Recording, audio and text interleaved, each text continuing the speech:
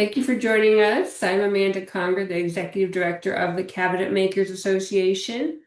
You are automatically muted and your video may or may not be on. You're welcome to do whatever you want. If you want to be on screen, that'd be great. We'd love to see you.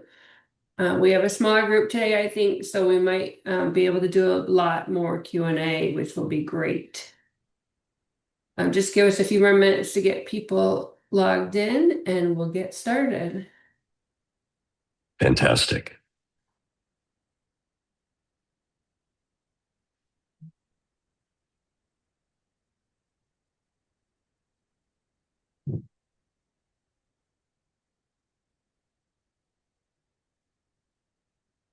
Okay, I think we're good. So, yeah, Mark, you want to take it Great. away? I don't know if I need to introduce you because this is part two. Well, and that's very fair. I appreciate that. No, I'm good without an introduction. And since there are only seven of us, including Amanda and myself, so that means there are five of you. I really love to just make this interactive. And please feel free to use the chat if you wish, if you're comfortable with that. I'll answer any questions. Or since they're a small group, just voice the questions or concerns. This is part two. First question I would have, how many of you were with me on part one so that I don't end up doing repetitive stuff? I got to know from, no, okay. Feel free to throw it in chat if you are, because I only have two of us with video at the moment, three of us.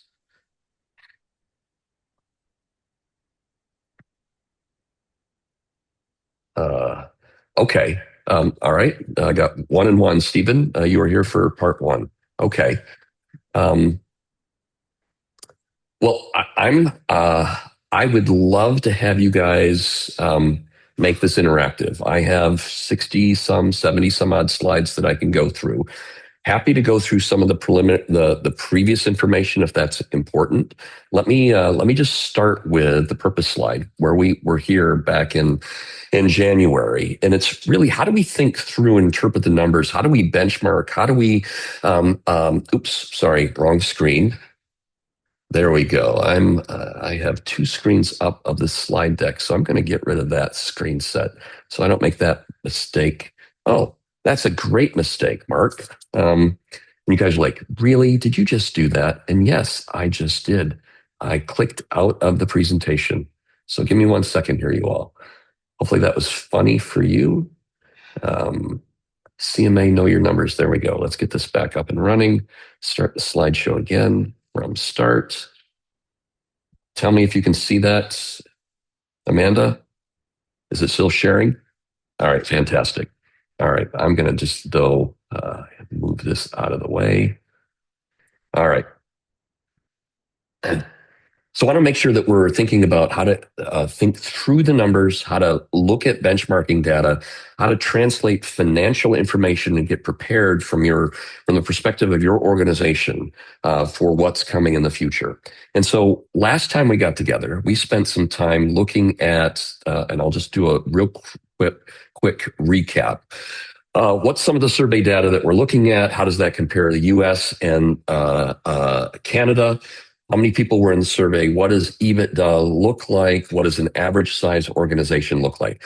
All of this information is hopefully helpful for you comparing, because all numbers really do need that comparison. If we don't spend time thinking through how we perform, we're not going to know whether or not we're winning the game. And so one of the phrases I end up using in my organization is all numbers need a comparison. And so we need to have this benchmark data.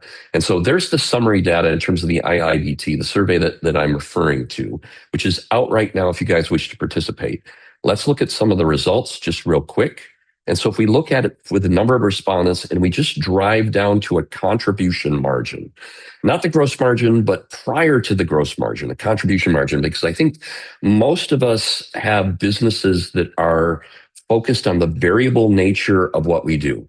There's a certain fixed cost aspect. We're not firing and hiring our designers on a monthly basis or even on a quarterly basis. We're not doing the same thing with our project managers if that's what you end up having. Looking at the business from a variable standpoint, what's the revenue that comes in? What do I spend on materials? What do I spend on direct labor? Is a great way that we can start using that data to think about pricing on the market and our performance relative to the benchmark. And so here you have all firms, about a 40 cents on every dollar ends up falling to the bottom line or to the fixed cost aspect of the organization. Um, uh, um, and I'm doing it again. I'm on the wrong screen. So give me 1 second here. Let me go right there. There we go. And I'm going to move this one out of the way because I keep looking at this guy as my basis. Okay. And so you can see that the 40 cents on every dollar ends up falling to that bottom line for high profit firms. It ends up being that 48. I'm hoping that you guys can see that. I'm going to pause right here because we had some questions last time on this page. Let's see if there are any that you might have.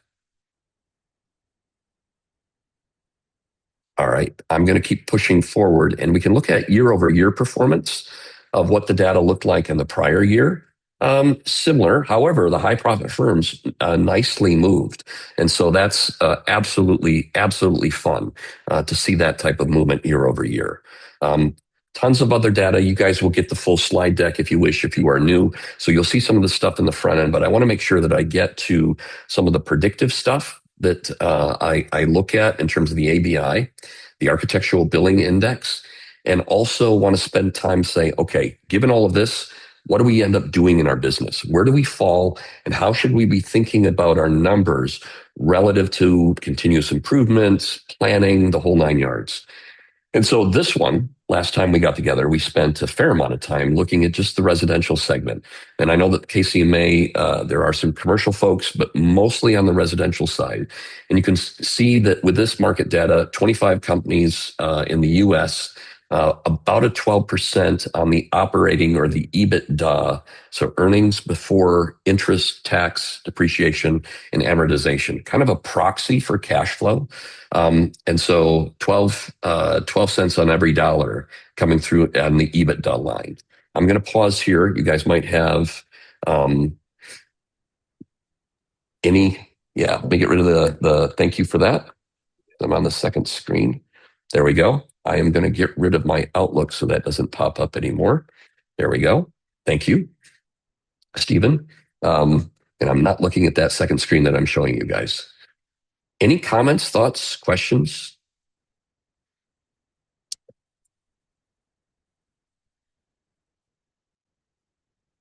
Okay. Well, here's where I think we left off last time. And this was how do we think through? And I'm going to, so that was the fast version of what we spent an hour on last time, looking at benchmark information, et cetera. And so I would also argue that that's the rear view. How do we look at where the industry has been? How do we look at what the numbers look like? Great, check. We got that box done. Now we need to start thinking about what does the future look like? We need to have that in our toolbox to understand how we plan. And then we'll do that as the last piece today. We'll spend the last half hour or so thinking about the planning. And so one of the things I look for in my history as a woodworker is the Architectural Billing Index.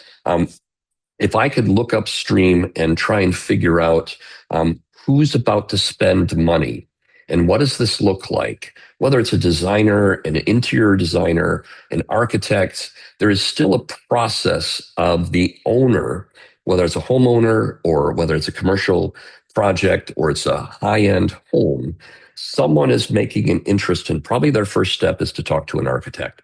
And so I would argue that the ABI, the Architectural Billing Index, is a way for us to look upstream from the work that we end up doing in our industry. And this can be a harbinger, a forecaster for what's going to happen in our market. Is there a slowdown coming? What does it look like? What's going on? And so we'll spend some time looking at some macroeconomic data here. So we've looked at the micro, what the operations look like in session one of this. What does a benchmark look like? How do we establish this? Now let's start to look to the future, and maybe there's some predictions that we can bring to bear. So pipeline insight. And so if you believe the pipeline to the point where we start creating sawdust, whether it's commercial or residential or whatever the case may be, there's a pipeline prior to this. Can we get some visibility into this pipeline and understand what's going on in the pipe further upstream that may influence what we end up doing.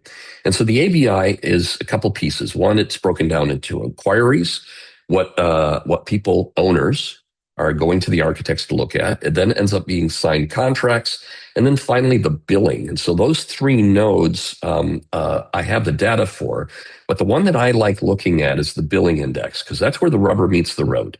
That's where the contract's been signed and the work's being done. And maybe there's a way that we can correlate the billings activity to what's going on in the market and maybe make a connection between those two.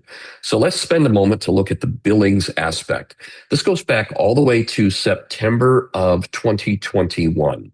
And I tried to put the time scale together for us to look at. So let's just talk through what we're seeing here. Upper right-hand corner is the pipe, if you will, of billings from inquiry to design contracts to billings. And you can see that the golden set of data is the inquiries. And this is a scale where 50 means month over month. It would be the same as last month. So if the score was, hey, we got the same number of inquiries last month that we got this month, they would score a 50 on it. So it is an index score about velocity or vector, or where they're going. And so you can kind of see what that inquiry line has looked like over time. And the latest data I have is through September. And that golden line is moving down. It's changing in terms of the inquiry. Inquiries move into billings. That's the gray line. And so you can see that the gray line, since I'm going to say June 2023, has been decreasing. And so the design contracts at an architectural level in terms of interest have been decreasing over time. Now, the billings is the piece that I focus on, and you can see the red. And so if we are in the red zone, that's declining. And so all numbers need a comparison.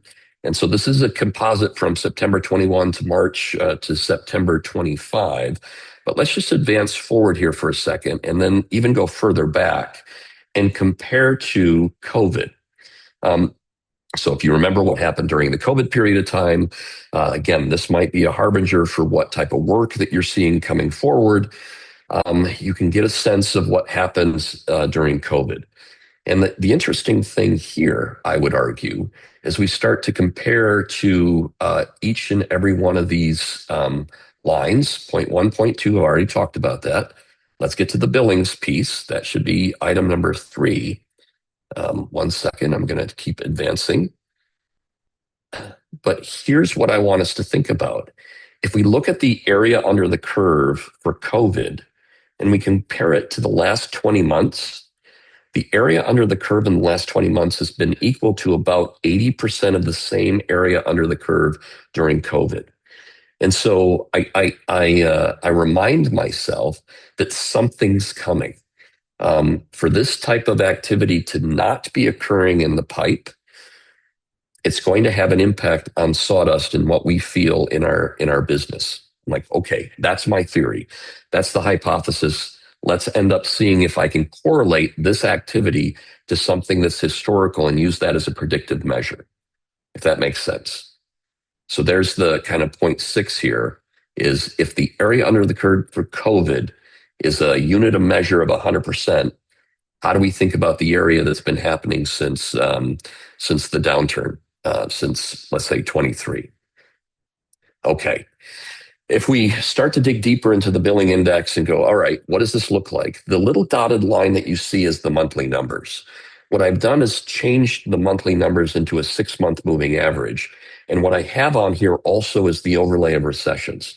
So just think for a moment about your recessions and what your business has done during those periods of time, and spend a moment to think about, okay, here's how we reacted to the recession. Here's what we ended up doing during that recessionary period. And if you had some sort of turbulence or potentially a downturn, or you saw it post-recession, because I'd argue our industry is a laggard to recessions, maybe we can start to connect the ABI billing index to those gray lines of the official recessions. And you can see that the recession occurs and the same downturn into that minus 50 area and the below 50. Hang on 1 second. Thank you.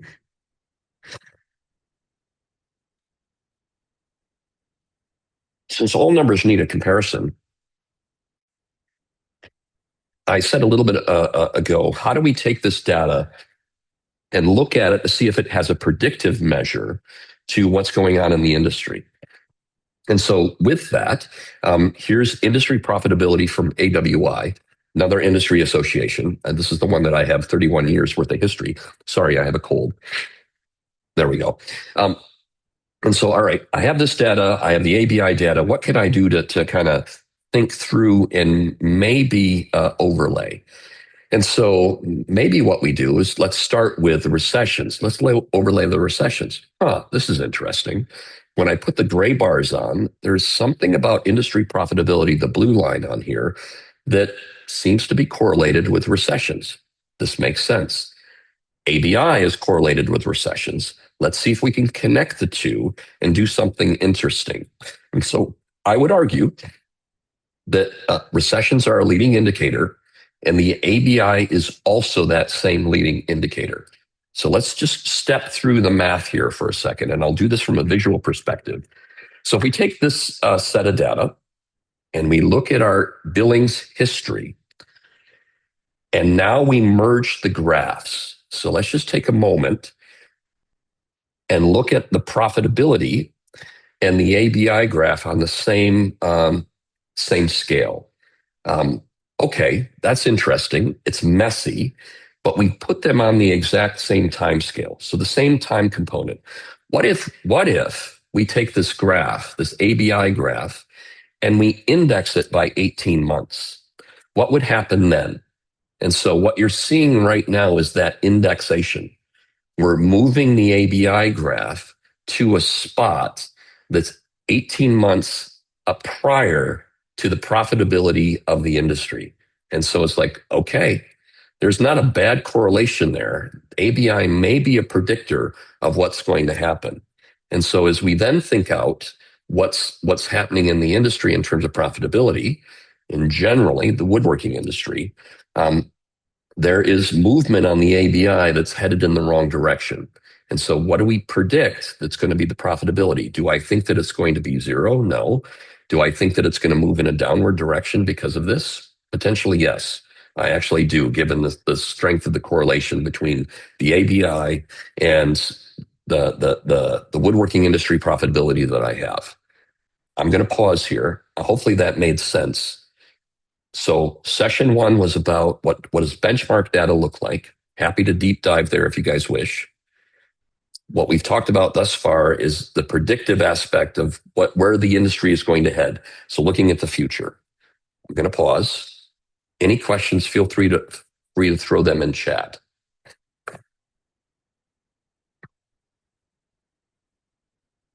All right. We'll just keep slugging through. So one of the things I usually get at this point is, "Hey, Mark, what about the residential? You know, this is interesting that it's woodworking in general." Okay, let's look at another set of data. Construction consensus forecast. We're all in the construction industry. We're all looking at construction, whether it's residential, commercial, trim. It doesn't really matter. What is the consensus? And so the data that you're looking at right here is the sum of the aggregation of the Dodge Report, S&P Global, Moody's, FMI, all of the companies out there that spend time thinking about the construction industry in general and what might happen. So you can kind of see by topic or market segment what the percent change in growth looks like. And so net, non-residential, 2% in 2026. Residential, let's just look at that here for a second. Where'd it go? Consensus. We got retail, warehouse, manufacturing. Yeah, I don't have the residential piece on this one. But the non-residential total at the 2. And so one could argue there is a slowdown in the construction industry. Let's just go one slide forward. You're like, "Mark, you don't have the residential," but here we do. So the housing market index, I don't know if you guys follow that. This is what that housing market index looks like. And so if you will notice, since 2023, and this goes to September data, it's moving in the wrong direction. and look at the correlation between the recessionary periods and the motion below the line. So again, thinking about benchmarks, which was session one, thinking about what the future is going to hold. This is the first half hour of session two, first 20 minutes of session two. You can start to put together a picture of, okay, what does this mean for me and my organization? So I'm going to pause there. Any thoughts or comments that you guys want to talk about? Any questions that you might have?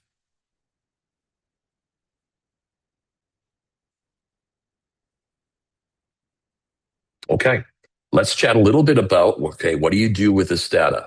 Um, step number one, what do you think the forecast is going to look like? Step number two, just have a realization. And I'm going to go back one. The orange line is upper quartile performance with companies. The blue line is the average. And so one thing that you'll notice is the dotted blue line is kind of flat. Industry average performance is like 4 to 5%. It's anemic in our industry. It is complex what we do, and it's not easy making money. But what I do notice is that the dotted orange line, is moving away from the blue. And so if we just plot the delta on those two, the gap is getting wider between upper quartile firms and average firms. And so how do we end up having a conversation about what do we do about that? How do we make sure that we don't end up being average and that we're moving to that upper quartile? And you saw some of that data in the beginning. Feel free to go back to the video of session number one in January. Look at the slide deck if you want some more information about what some of those numbers look like. And so, okay, now what do we do? Okay, let's take our actual performance as a company and plot it against this benchmark data. And so maybe your company looks like that. Um, uh, maybe. I would argue that this exercise only takes about an hour, 2 hours, if you have that type of historical data. But the outcome from that exercise of what you can do with this information to figure out what is happening at your business is really, really powerful. And so there's a couple segments or a couple categories that I think about relative to, okay, where does your data lie over a 31-year history? And so let's just look at that here for a second. So let's say that your data ends up being below average. A very different set of things that you need to be thinking about if when you plot your actual historical data, and you're thinking about the downturn and you're thinking about benchmark data and you're thinking about where upper quartile performance is moving away from you.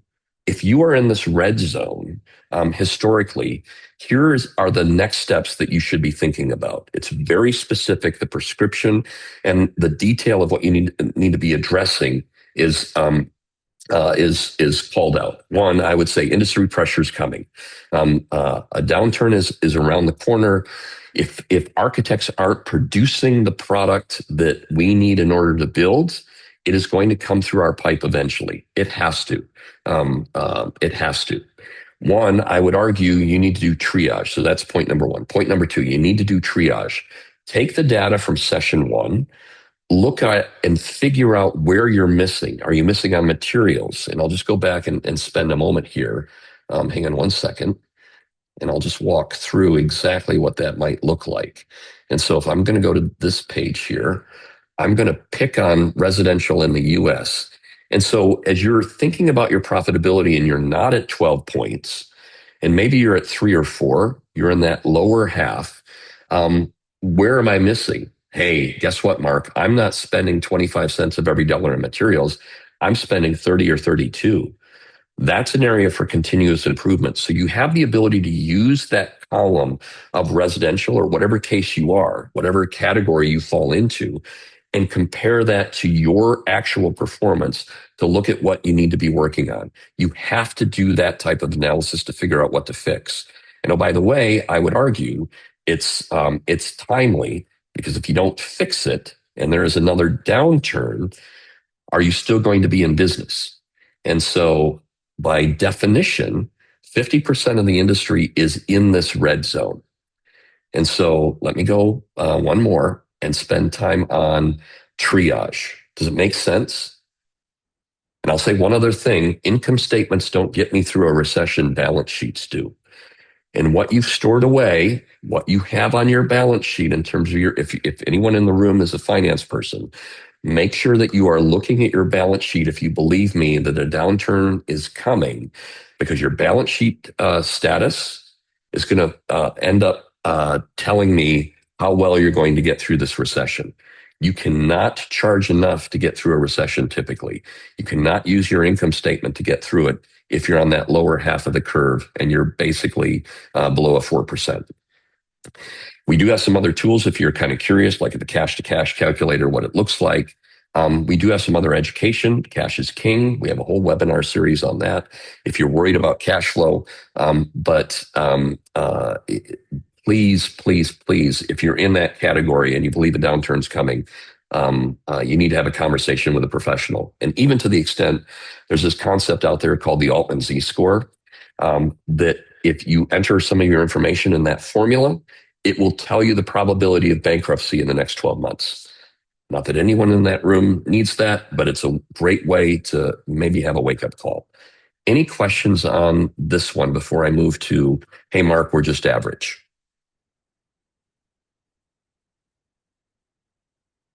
Okay, I'm going to keep going. So category number one was, all right, what do we do if if we're below the average? What do we do if we plot our data and we're just average? And so let's spend a moment just talking through that. Um, you got to get yourself off of being average. You break yourself from that curve some way, somehow. And this is really thinking about your integrated set of activities, what you do as an organization, because effectively you're doing the exact same stuff that everybody else in the industry is doing, and you're getting the same result. And so how do you end up differentiating yourself from the market so that you can either extract a premium, or if you are a cost leader, you can start to think about your cost structure and what's out of whack. If you're a cost leader, and that's what your differentiation is, you're playing the cost game. Going back to the benchmark data is absolutely important for you to end up figuring out where you're off from that standpoint. I would argue if you're not thinking about contribution margin, you absolutely have to. There's a great game that you can end up playing about break even and what your break even status is based on that contribution margin. And even if we go back to the very beginning of what we talked about before, our customers put us in a very difficult spot relative to, again, I'm going back to the beginning slides, is we end up getting lumpy work coming in, and we have lumpy schedule going out, or erratic schedule going out. And it is that problem fundamental to who we are as an industry that ends up making it difficult for us to make money. And we have to figure out how to do that. There are things like pre-build and store. There are other tactics and techniques that you can use that I've used at my woodworking shop, from the perspective of how do we end up eliminating this fundamental problem. And that is truly the problem that we have to thread, the needle that we have to thread towards this end. Let me get back to the average and what you end up doing. If you don't have job costing and you're average, I get it, but there's no way that you can end up improving without looking at the exact projects that you do in our custom industry. And one of the things that I love stepping through is the 100 project game. And so if you do have the job costing in place, let's just spend a moment and do this game. And I promise you, if you have 100 projects worth of data, I can move your organization's bottom line by a couple points just by playing this game. And here's what you end up doing. Someone in triage, I wouldn't argue that you're doing this at the moment, but if you have the job costing data, do it. Grab that last 100 jobs. And then what you need to do is you need to rank order them. I would argue that you rank order based on contribution margin. Put against those jobs who's the client was, what market you were going after, maybe some additional qualitative information. But once you have the ranking, let's start playing a game of what would happen to both our revenue and our profitability if we drop the bottom 10 to 20%. And you guys may not agree on what that worst project is or what that case is. And I've seen organizations go through and do this game, and they're arguing over, well, is that one 53 or 57 in the list? It's like, don't do that. Think of it as, here are the top 10 projects we have out of 100. Here are the bottom 10. Everything else is in the middle. Because really what you want to do is think about that bottom. I promise you, if you do that and you're honest with yourself and drop the bottom 10, you will see your profitability go up. And in that, how do we end up creating rules that move to the front of your sales process to say, we no longer bid this client, or when we do bid this client, we're going to add a turkey tax to it. Or this type of work doesn't make sense for us anymore. That was something that we ended up finding out about in my business. Medical facilities we thought were really good for us. They were until we did this game and realized that there was a bimodal distribution on medical facilities. Um, New construction and remodel. The new construction was fabulously profitable for us. The remodel work was absolutely a disaster. And it wasn't until we did this 100 project game and spent time as a management team working through that that we ended up coming to that realization. And so uh, we made some choices. We don't bid remodel work anymore at a medical facility. If it is an A client, yes, we do. But uh, um, this is a tactic and technique that you guys can use. If you're average, you need to be leveraging your job costing data. Um, Let me push forward, just looking at the time. There is another profile that I end up seeing when I work with customers, and that's Project Lucky. So if your data looks like this, where it's like, we're average, but once in a while we find a really good project. I've had organizations that said, "Oh gosh, Mark, we've improved greatly year over year," and then the next year they come back to me and say, "Yeah, no, we're back down to average." And here's the deal. I bet what you're going to find is you're going to find a single project or a set of projects that ended up moving you into that upper quartile or towards that upper quartile performance. Um, if you don't look at your overall history, you're gonna miss this signal in the noise. And so you have to look at your data to see if you occasionally are getting project lucky and having a good customer or something meaningful that ends up hitting your profitability. All right. And so why?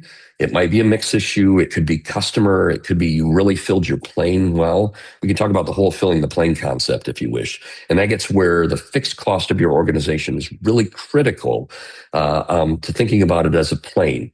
And I'll just spend a moment on this one here for a second. Um, uh, I'll tell you what we did at Wilkie, my woodworking shop. We literally were changing our margin every Friday afternoon, depending on how full we were in a given month. And so if the month of November was not full, we would change our margin for what we were bidding that landed work in that given month. And so, and the reason for that is we're trying to fill the plane, just like the airline industry does. There's a certain level of fixed costs that we all operate with. We got to pay for the heat, the electricity, the building, the et cetera, the overhead. I would argue project management. I would argue sales. I would argue our estimating departments are all part of that fixed cost that we have. And so whether that plane departs and we have that fixed cost covered or not, we never get it back at the end of the month. And we're not making choices on a monthly basis. Well, we didn't fill the plane. We didn't get the output right, correct out of the shop. Therefore, you, Mr. PM or Miss Estimator, we're only going to pay you 80% of your salary. We don't do that. And the same applies to the plane. And so how do we use tactics and techniques to think about getting work onto the plane, projects onto the plane to make sure that we are full from a capacity standpoint, and thus contribution drives all the way down to the bottom line. So just a side thought for you. And I'm not seeing any questions in chat, so I'm going to keep going. So if we're project lucky as an organization, I would argue again, do the 100 project game. Identify what projects, and maybe you have to span that over a wider range to see if it truly is project lucky. And as you think about that, and I'm just going to advance one more slide, as you think about the columns that you can add on your 100 projects, you can start to like, what year did we sell it? Who was the project manager? Who ended up estimating that job? There's a ton of additional information that you could add to this and start to do those pivot tables. And if you're ever curious and you end up being an energy customer, in week one of our forum, I give you some raw data just to play with. It's actually Wilkie data. I've disguised it a little bit and say, okay, what would you do different in year two based on year one data? And that information, depending on what you're willing to do, what customers you're willing to change, how you're willing to change your sales process. We go through a game here. The profitability of that found set of $13 million ends up moving from about a 4% profit level to about a 12% profit level because we discover in this 100 project game what customers, what estimators, what PMs, the things that we need to work on from a continuous improvement standpoint. And so if you're not looking at your data, or if you don't have data, I would please spend time on it. Coupled with this, in terms of the 100 project game, I would argue postmortems. A great way for an organization that gets project lucky is to take those lucky projects that are really fun. I'm just going to go back to the graph.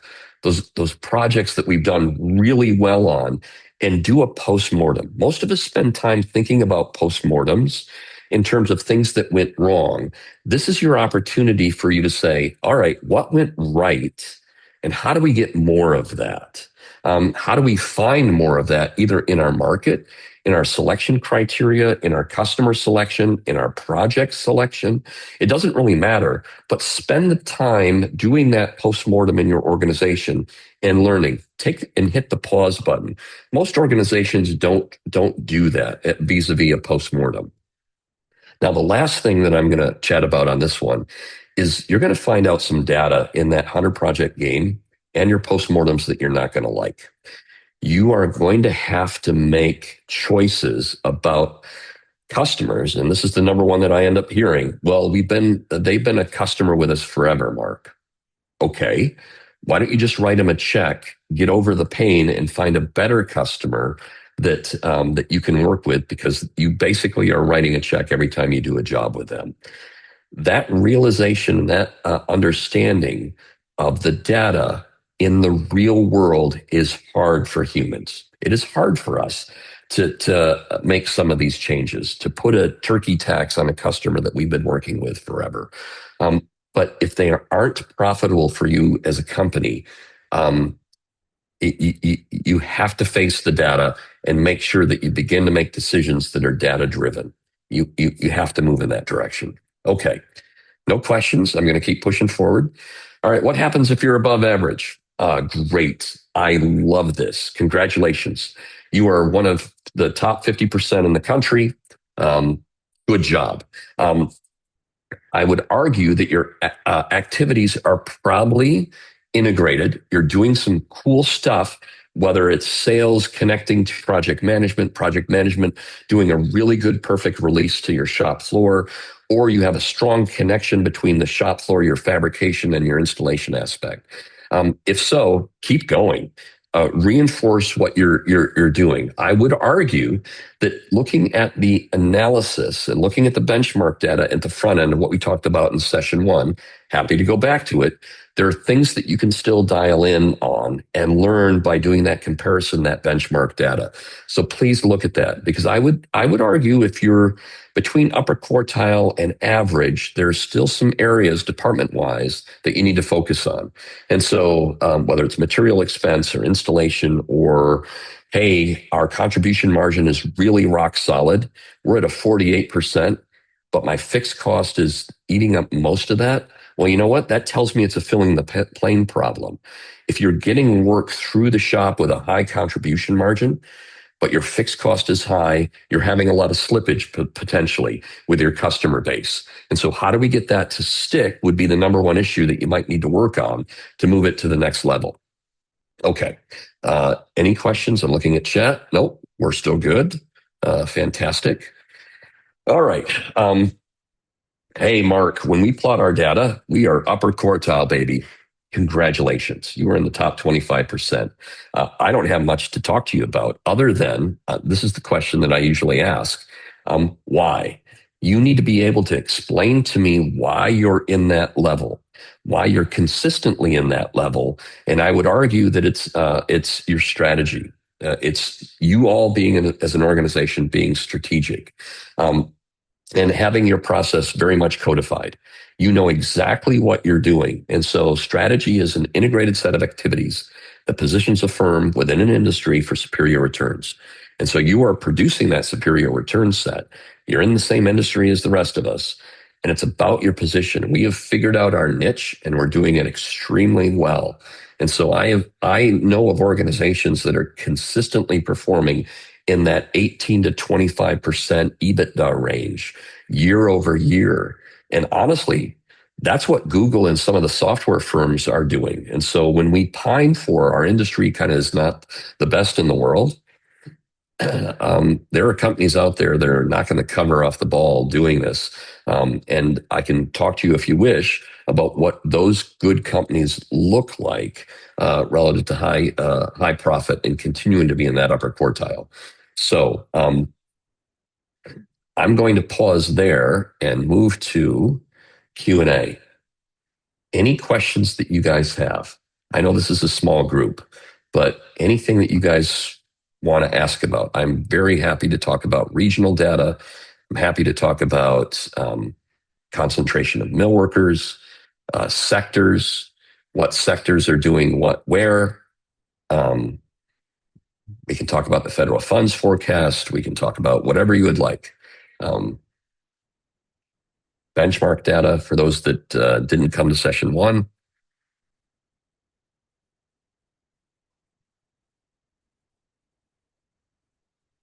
The other cool thing, and I'll do a couple. The other cool thing, the ABI data is regionally focused. And so you can look at, and this is just 1 year's worth of data, you can look at the regions that are being hit the most. And if we take that one step further and just look at trend lines regionally, and again, this goes back to kind of session one of what we've been talking about is what is the benchmark data of what looks like in our rearview mirror? What is average profitability in the industry? Where are people spending their money? How can we use that information to benchmark? Kind of step two is what's the future hold? Here's some of that data for you in terms of regional. It's moving in the wrong direction, you all. And so there is that downward trend. However, if you're in the Midwest, it's as at least as of September, it's recovering. It's getting back to some sense of above the 50 line. So that's good. And then, okay, let's look at by sector. The residential sector is that goldenrod line again. And if you guys are doing the residential piece, I have to believe that you're feeling it right now in terms of sector performance. And it's like, okay, it's a little bit tougher than it was a year ago to find and get work. It should be anyway if the data matches.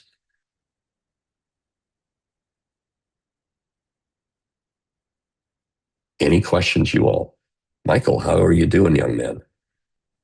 Looks like I'm blurred out a little bit. I'm trying to mess with my settings. I had a question though. I sat in a scope review that turned into more of a negotiation than I thought it would be. Mhm. Works about a year out. I know you had mentioned before, sort of Yeah, your limitation of margin, maybe around the lower 30s to grab the yeah, work. yeah, How negotiable would you be now? Because I totally agree with you. I mean, tracking this data yeah. is quite scary to probably over the next 2 years of roughness to grab that work. Are you being more negotiable than maybe Yeah, that margin? great question, Michael. And so I'm gonna use some scenarios with you in terms of how I think about it, if that's okay. And there's multiple variables to this, very candidly. And so I'll say what you're referencing from the last time that we were together, or the last time that you and I chatted. I wouldn't go below, and I'm throwing up the contribution margin here for you guys to get a sense. I wouldn't go below a 32. 33, 32 is kind of the floor that I would go at. Now, if there was a mix issue that it wasn't 80% plant processed and 20% either install, but I had a lot of buyout, I would drop the number further because on average, buyout in the industry is about 15% margin on that buyout component. So I would look at that. But my threshold in general, rule of thumb is 32, 33. Now, given what you said, if I'm looking at, and let me do a scenario. If I'm looking at a situation and I'm going to look at key sales metrics here, I'm looking at a situation, I think a downturn's coming.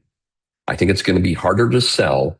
And when I look at my backlog, if I only had 8 months worth of backlog and normal right now is 9, and you look, and that's in the US, we look to the right-hand side, I would probably be willing, Michael, at the right size job in a month, let's say it's $1 million job, which might be 20% of your year. I would be I would be interested in thinking that one through, maybe to move the margin, to get the work, have a platform. But now I got to say to myself, can I find additional work that I bring in so I don't keep making the 28%? And then I'm stuck at 28%. And when I do my break even, there's no way that I can get out of that break even analysis at 28%. Does that make sense? So even though Yeah. I fill the plane, I'm being very cognizant of my break even. And let's just do this here for a second. If I know my break even is, and I'm going to use Wilkie as an example. I know that when I fill the plane, my fixed cost at Wilkie was running at about 24%. Does that make sense? And so Very that good, gives me, but yes. yeah, it is, but that's because I was filling the plane. Industry average is about 32. And so what I'm pushing on here is the 32 is my fixed cost. So I would go to a 32 knowing that if the industry got tight, I couldn't fill the plane. I at least survives for the next day. Does that make sense? That's why the 32 number was important to me. Does that make Right. sense? Right. Yes.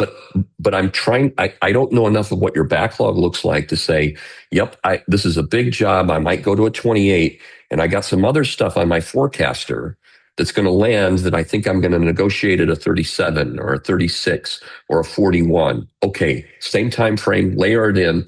I'm going to be good. I'm going to be comfortable. Does that make Yeah, I mean, sense? just for some context, I mean, we're probably at a 9 to 10 month backlog.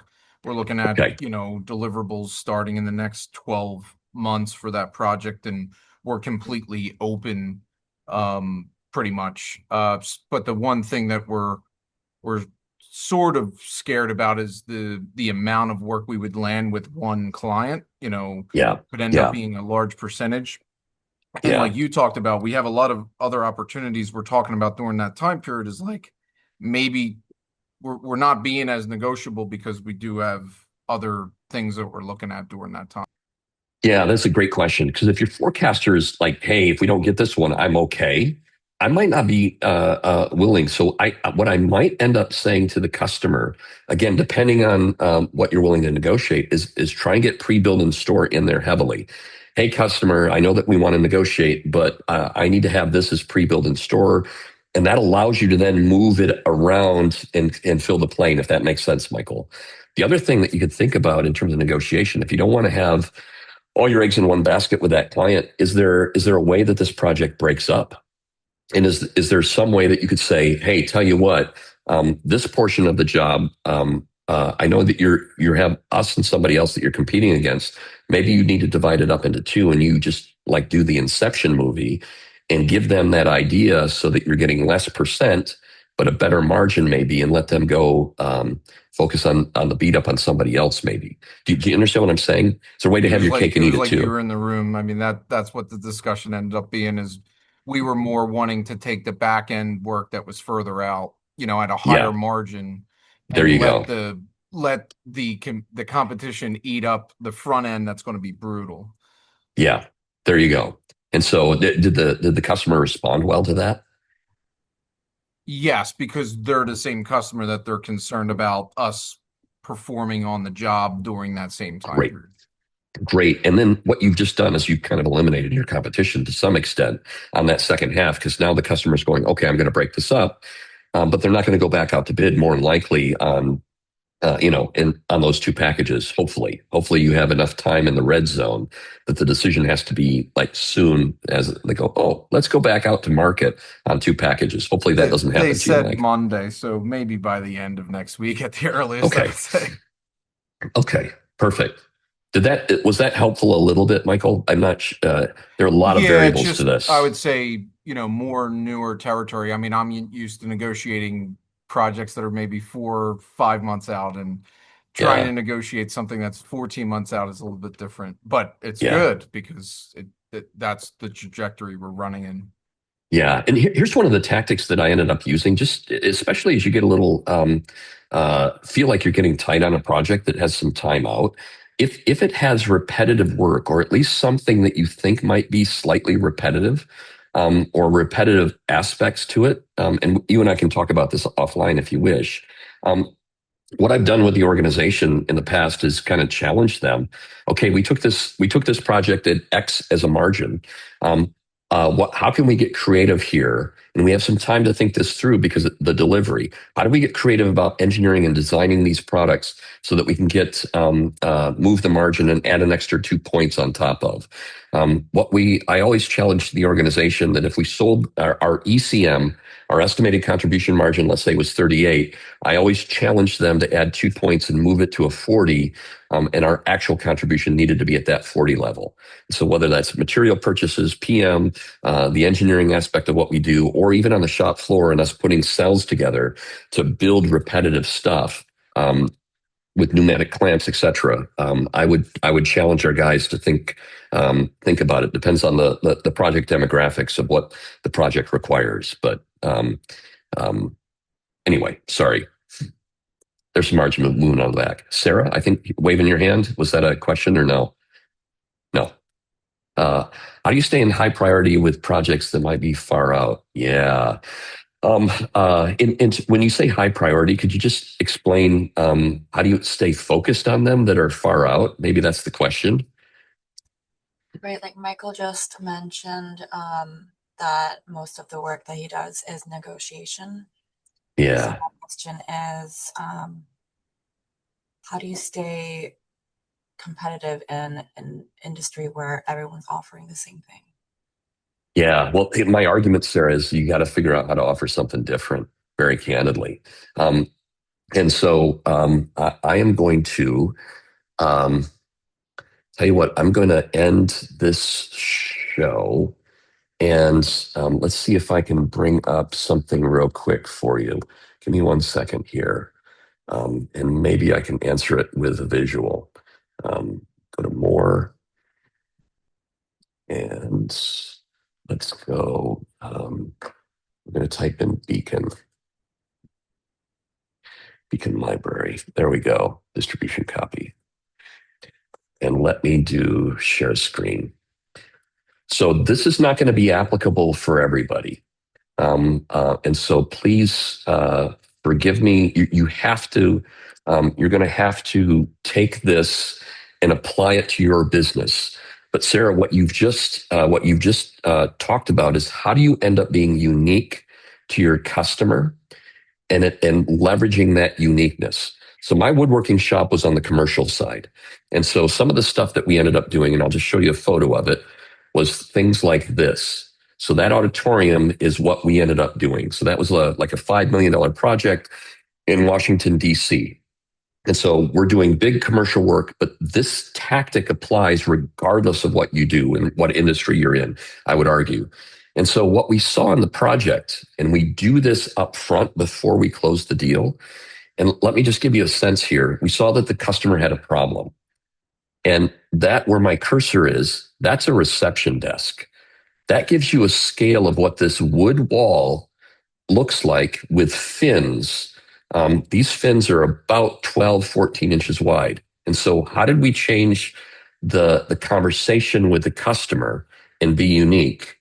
We saw this as a problem because they had it as drywall that the woodworking attaches to. No way in the world that that's going to happen. And so we came at it and said, okay, we're going to do something different. We're going to use Unistrut. And we literally, in the front end of this, before we closed the deal, we made a 3D model. We presented the 3D model to the customer and said, here's the plan. We're going to do embeds in the ceiling.